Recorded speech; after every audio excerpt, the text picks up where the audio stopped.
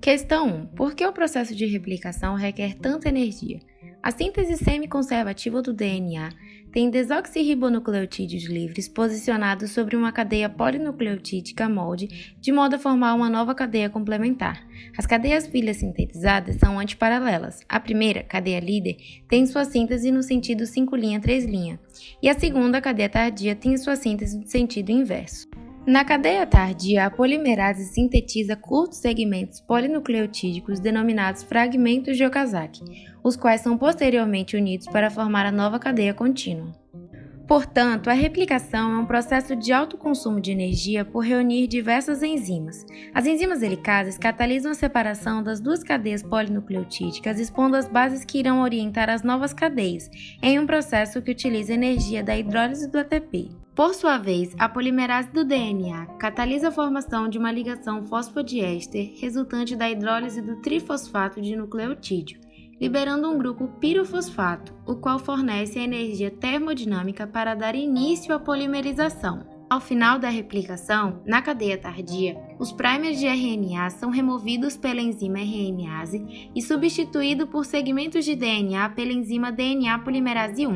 Após isso, os fragmentos de Okazaki são selados pela enzima ligase, a qual catalisa a formação de uma ligação fosfodiéster demandando de energia fornecida pela hidrólise de uma molécula de ATP. Questão 2. Qual o possível dano no DNA sem a enzima topoisomerase 1?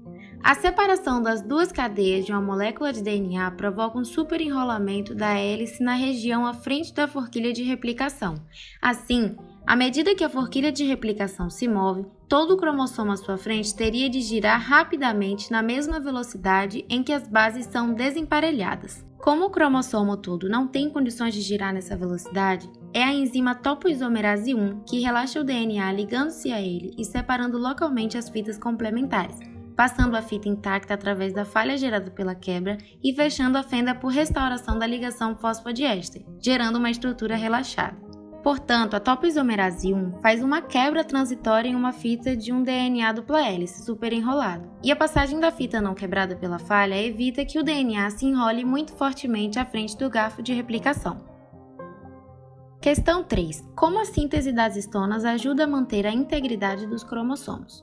As histonas mantêm a integridade estrutural do cromossomo. Elas são proteínas básicas com um grande número de resíduos de lisina carregados positivamente que interagem com o esqueleto fosfodiéster carregado negativamente do DNA. Essa associação ajuda a condensar o DNA na cromatina, empacotando e o ordenando em unidades estruturais chamadas nucleossomos.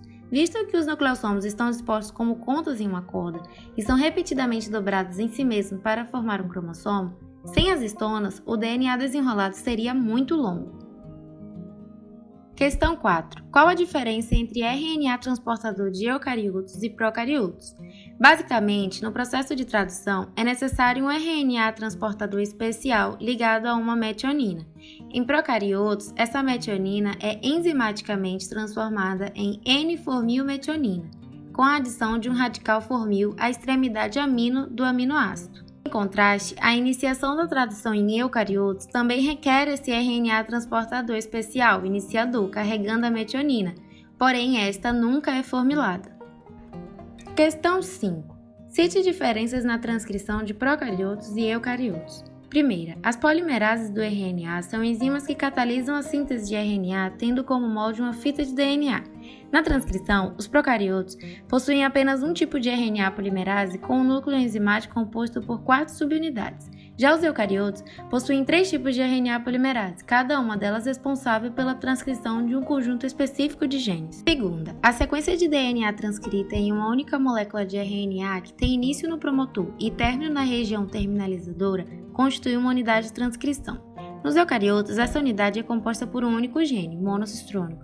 Já nos procariotos, uma unidade de transcrição contém instrução para a síntese de diversas cadeias polipeptídicas, com RNA policistrônico.